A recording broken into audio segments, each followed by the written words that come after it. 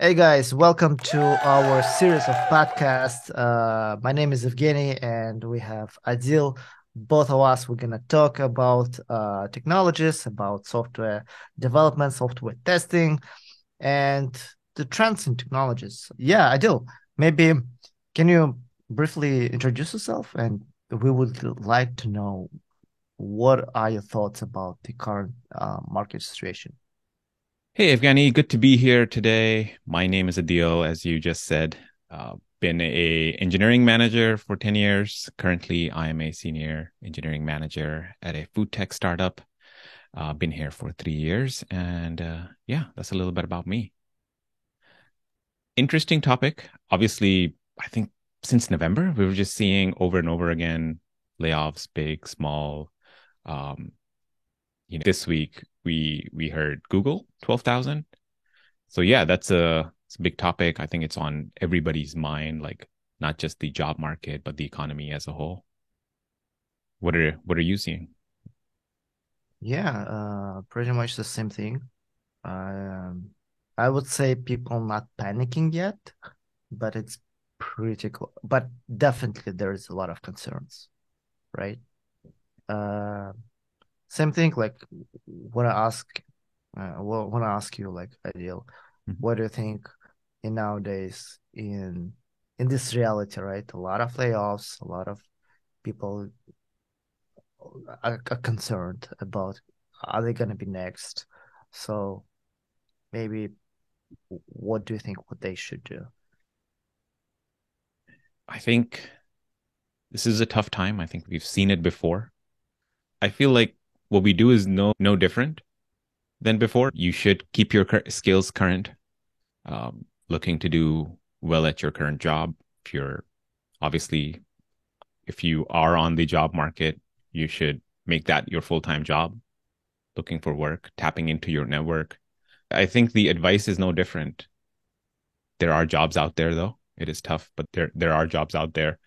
And if you were at a company where you were making substantially more, you may not have competing offers this time. You may not be able to negotiate the rate you were able to negotiate at your previous job. I think that's also one really important aspect of what's going on in the market today.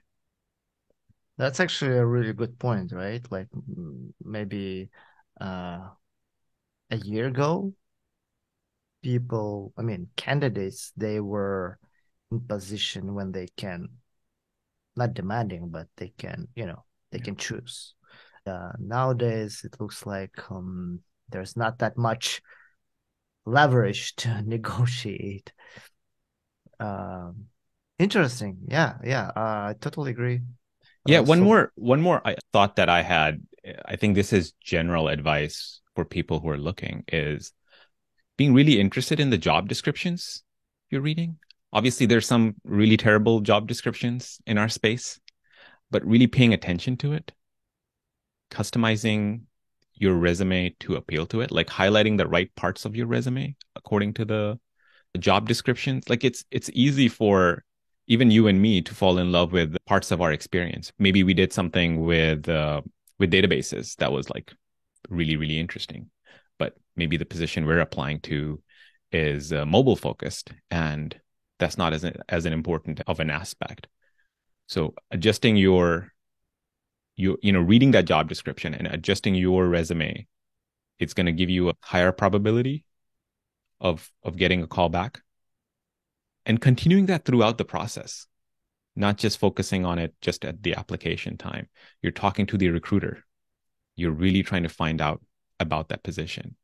And basically the way I think about it is you're helping the recruiter, the hiring manager, the panel, the interview panel. You're really helping them hire you, and so you're paying attention to what they're looking for, and you're highlighting that as part of your experience, or even if those are things that you don't have a ton of experience with, maybe you've done some training, some courses. I think that's really key because everybody's, and I'm going to share with me your thoughts, but every position has something unique, something special. They're looking beyond, um, whether it's just beyond just QA engineer or beyond just back end engineer or front end engineer. Honing in on that, you're just helping. that hiring manager, you're making their decision easier. What do you think? So frankly speaking, I think in today, when you're applying, it's better to focus on some specific areas of the industry. I mentioned that hiring managers are demanding people from fintech industry, for example, with experience in fintech and specifically with the working web API, for example, right? Or if we are talking about QA, on the other hand, very similar. They wanna see QA with a specific experience. Let's say microservices. They were testing microservices. They were testing web APIs, and specifically in fintech, right? Um, so I don't know, maybe like 5, 6 years if you were, for example, from other industry, from uh, for example, I was, let's say, in mobile QA for gaming industry. I was able to get a job for e-commerce or marketing company, right? For web, and that was not it was not a big deal.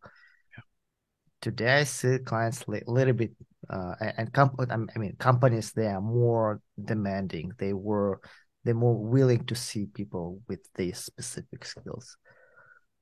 So it's I think it's harder to have a general resume and to apply to multiple jobs. There are parts of engineering jobs that are getting very specialized. And I think, I guess another way to put it, what you and I are talking about is the folks that are hiring, they get to be a little bit more pickier as well. So that was already a trend that you were seeing past couple of years. And if you're on the job market today and applying today, um, hiring managers, employers are getting even more picky about those specialized areas that their company focuses on. The other part that's really interesting to me, and I don't know if you're seeing the same thing, but in general, like really understanding that part of it and being able to translate it. Like, for example, you may be applying to let's say, an insurance company, right? But you didn't work at an insurance company. There are particular parts of their job that are very, very specific, right? Insurance can get very, very, the rules can get detailed. But maybe you worked at a company that was dealing in some other aspect of financial, let's say, just as an example, maybe you're working in mortgages. That industry is also very, very specific. Particular rules can get very, very detailed. Being When you understand those things about your current role, your current product, and you can then translate that in an interview on how those things overlap. Like that's really helpful as well, I think. Mhm. But there's a precursor to it that you can't really make up. You really have to be passionate about your current product. Not to say there is a lot of demand for very specialized roles as well. Like you might be a backend engineer that specializes in taking really, really fast and scalable services and trimming like 50 milliseconds off of it. Both there. But I think, especially when I think about more medium-sized companies, they're definitely looking for people with a passion around product and being able to translate what they've learned into how they might be able to apply it to their next job. I think it's like both sides, both ways. If you're good in specific industry, it's great. But I think if you not necessarily need to be tied to this industry, but if you have experience with similar technologies that you're using, this particular company would be highly interested in you. I would say fragmented, more focused on specific industry technologies and so on. Um, some companies, especially startups, they're more language agnostic. Oh, actually, this is interesting thing. I mentioned, especially in the Bay Area, startups in the Bay Area, uh, they they can be agnostic to languages, to industry, but they don't really like certain companies, like hardware companies, if or if or telecommunication companies, like this uh old school, I would say, companies. So that was something like eye-opening for me, like, oh, this dude was working at AT&T for, let's say, 3 4 years. They don't want to talk to him just because of that. you Yeah. know I was like, why? What is wrong? Yeah. Also, I think it's interesting. Like, it's easy to get hung up on a job that you're applying for.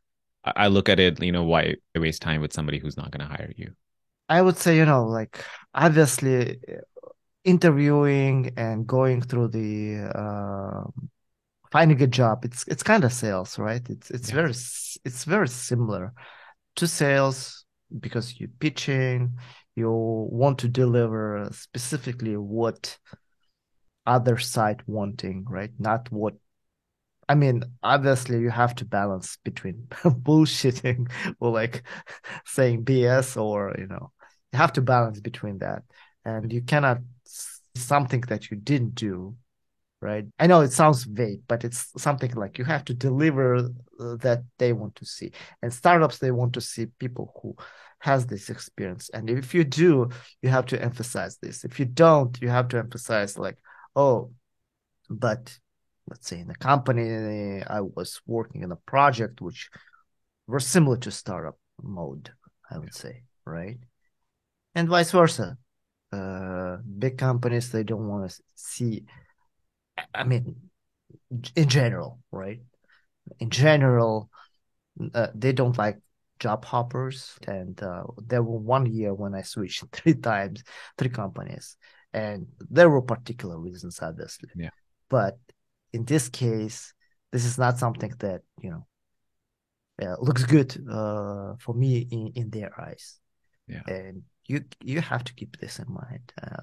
However, those companies were startups. Speaking from the other side, for people who are hiring managers, employers who are hiring, it's really important to be human in the sense that I know of people who've unfortunately been impacted like that, um, because of these waves of layoffs that started last basically. So you have to be um, a little mindful of that, and the reason being because you may miss out on a really good candidate, and you really simplify it down to, well, if they had more than 2 jobs in the last 2 years, I don't want to talk to them. Like don't have those kind of rules to really check those kind of biases, especially in this market, because you'll be missing out on um, some really really good talent. Yeah. Especially, like I mentioned, and nowadays, people don't stick in the companies like that long. Yeah.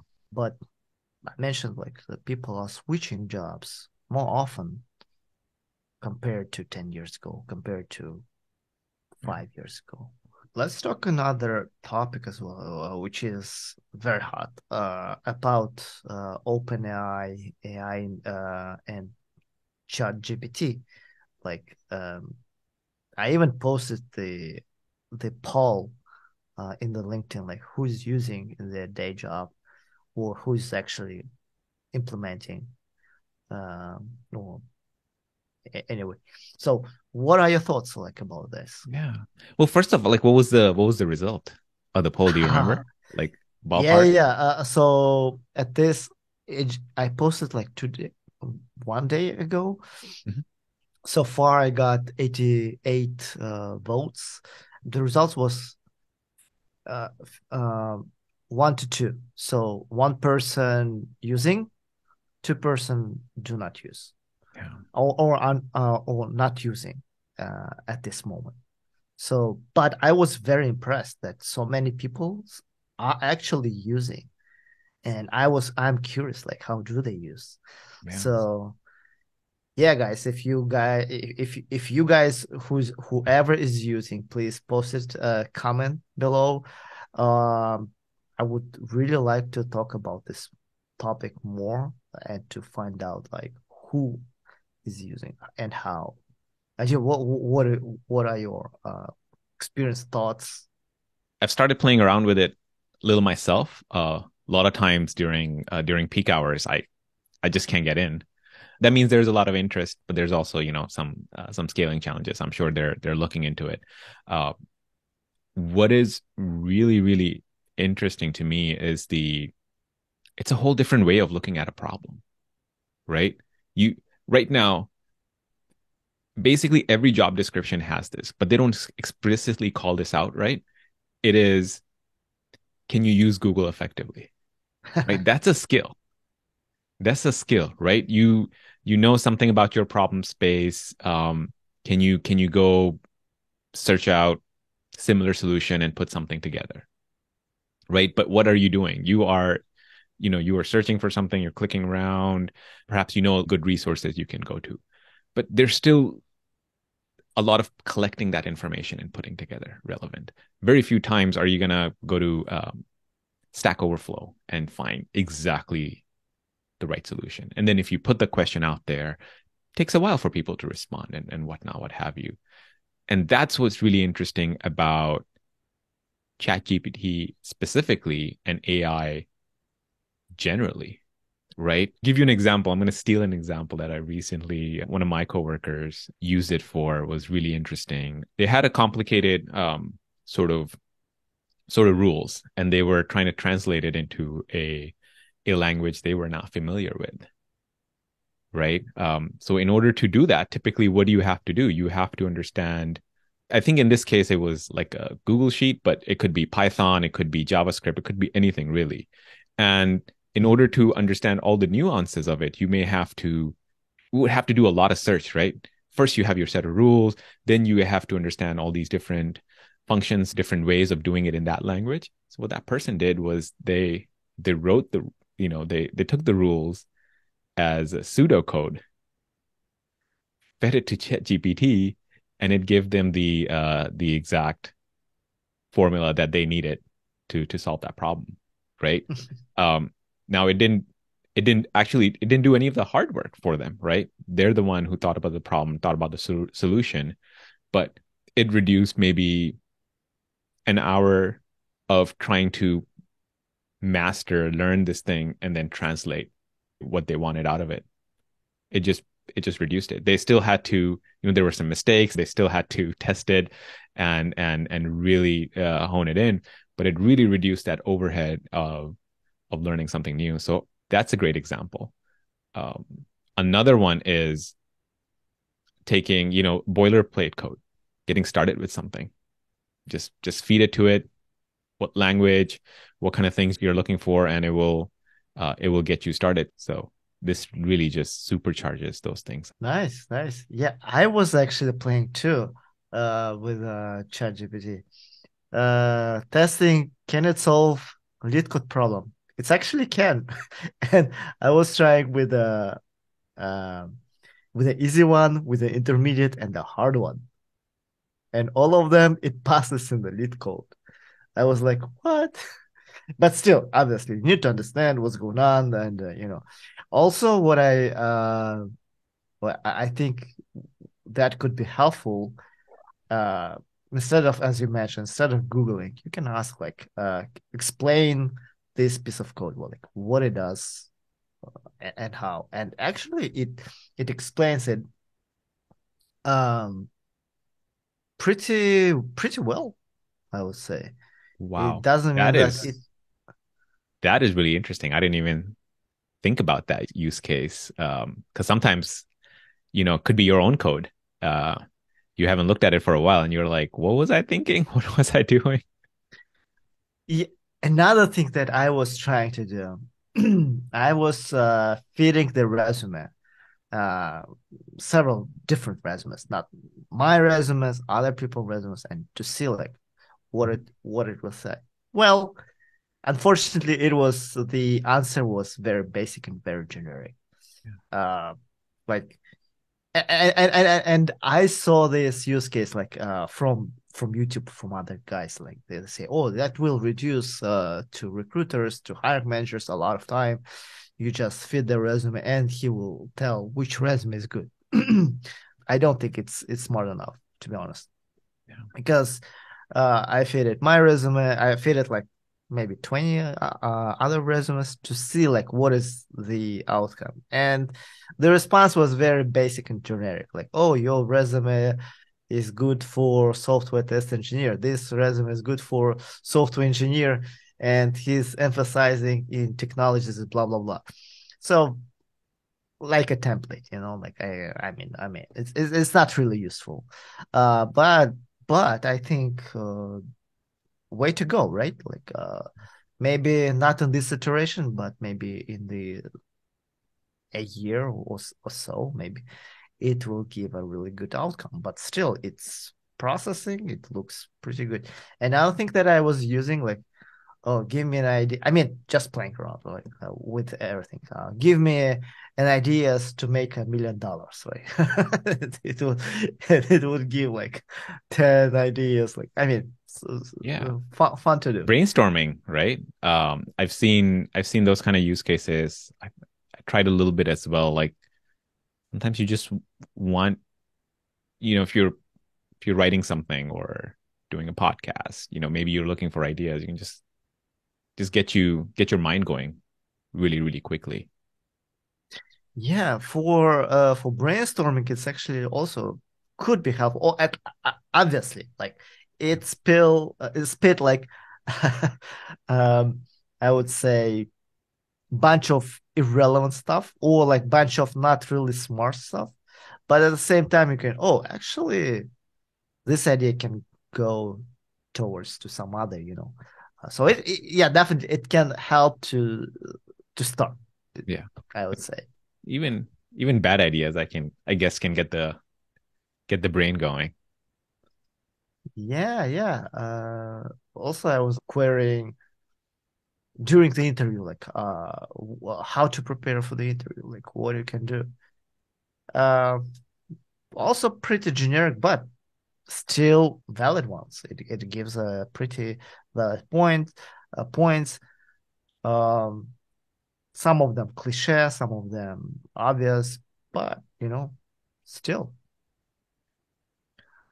yeah. I think that was a great talk. I think let's talk next time about the implementation of AI and maybe ChatGPT in software testing in a daily work. Like, is there already a use case, not just copy paste the code or not just, explaining stuff, but I want to know if someone is already using in their work in software testing or in software development, either one, right? Mhm. All right, guys, thank you very much. Please, if you like this episode, hit the like button and subscribe to us. And see you next time. Thank you. Bye bye.